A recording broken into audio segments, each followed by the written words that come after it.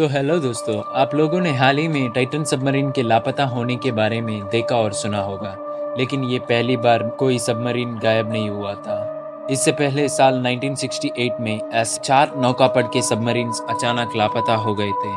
उसी में से एक यूएसएस स्कॉर्पियन SSN 589, जिसके बारे में हम आज जानने वाले हैं। कैसे ये समंदर की गहराई से लापता हो गया। यूएस नेवी का ये सबमरीन 27 मई 1968 को नॉरफोल्क नेवल शिपयार्ड वर्जीनिया में इस सबमरीन को ओवरड्यू घोषित कर दिया गया था। न्यूक्लियर अटैक करने की क्षमता रखने वाला यह सबमरीन आखिरी बार 21 मई को अपने लोकेशन पर रिपोर्ट किया था। तब वो सबमरीन पोर्चुगीज के एक आइलैंड अजोरिस से 50 मील दूर दक्षिण की दिशा में था। वही आखिरी बार उस सबमरीन से सूचना मिल पाई थी। उसके बाद कुछ सूचना उस सबमरीन से आई नहीं थी। लेकिन 5 महीने बाद उसी सबमरीन के मलबे अटलांटिक समुद्र की गहराई में पाए गए। इस बात की पुष्टि खुद यूएस नेवी ने करी थी। उस सबमरीन में करीब 99 लोग सवार थे, और उन लोगों का क्या हुआ और किस वजह से ये सबमरीन डूब गया, इसी बारे में हम इस वीडियो में जानने वाले हैं। तो शुरू करते हैं हमारी आज की ये video. USS scorpion, the mystery behind it's missing and it's reasons.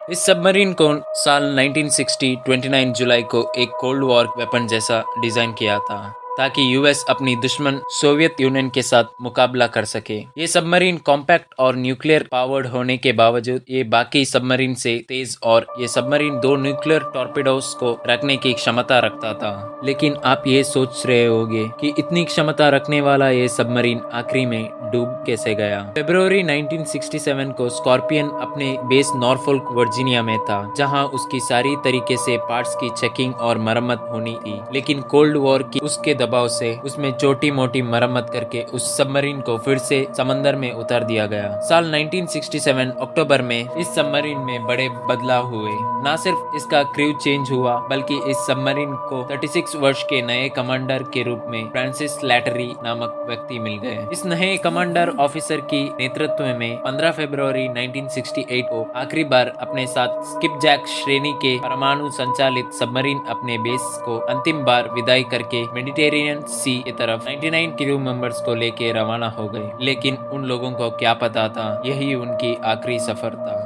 इस सबमरीन जब अपना मिशन पूरा करके वापस लौट रहा था, तो इस सबमरीन में ऐसा क्या हो गया कि वो डूब गया, और एक कौन सा मिशन पूरा करने के लिए बनाया गया था। इन सब सवालों का जवाब हम अब देने वाले हैं। जैसे कि हमने वीडियो के शुरुआत में बताया था कि यूएसए और सोवियत यूनियन में कोल्ड वॉर्स चल रहे थे, तो इसीलिए यूएसए ने सोवियत यूनियन की जासूसी करने के लिए ये सबमरीन भेजा था। लेकिन जब ये अपने मिशन पूरा करके वापस आ रहा था, तभी रास्ते में डूब गया।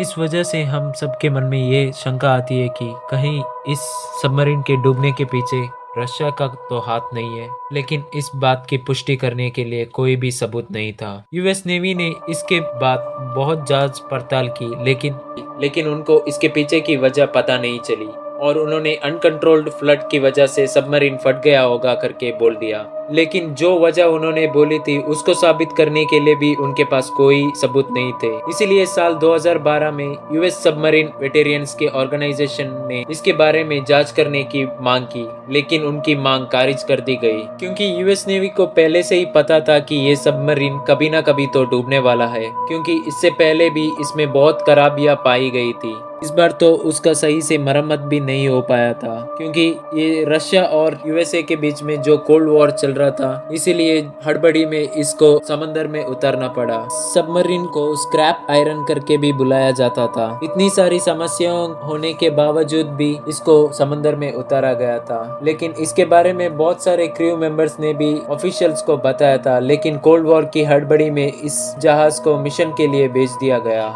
लेकिन अब तक इस सबमरीन के बारे बारे में और कैसे ये सबमरीन डूबा अब तक किसी को नहीं पता था। लेकिन इसके पीछे बहुत सारी कॉन्स्पिरेसी थियरी ऐसी भी है जो कहती है इस सबमरीन में जो न्यूक्लियर वेपन था उसकी बैटरी सेल्स में ओवर हीटिंग होने के कारण एक्सप्लोजन हुआ होगा और उसकी आग सारे सबमरीन में फैली होगी। कई लोग ये मानते हैं कि जब ये सबमरीन गायब हुआ तभी 2 बड़े धमाकों की रिकॉर्डिंग सुनी गई थी। एक और थियरी के अनुसार ट्रैश डिस्पोजल यूनिट में खराबी होने से सबमरीन में पानी भर गया और उसकी बैटरी एक्सप्लोड हो गई। ये थियरी असली वजह हो सकती है क्योंकि बहुत लोग मानते हैं कि बहुत सारे सबमरीन्स में ये चीज हुई है और स्कॉर्पियन में वैसे भी ट्रैश डिस्पोजल यूनिट में खराबी थी और उसका कंपोनेंट भी बदलना था, लेकिन इसकी मरम्मत ठीक से नहीं होने के कारण इसका कंपोनेंट भी नहीं बदला गया। और कई लोगों का मानना है यूएसएस स्कॉर्पियन डूबने के पीछे सोवियत यूनियन का हाथ भी हो सकता है क्योंकि ये सबमरीन का मिशन था क्योंकि ये सबमरीन जब अपना मिशन पूरा करके वापस आ रहा था तभी सोवियत यूनियन के नेवी ने इन पर हमला करके इस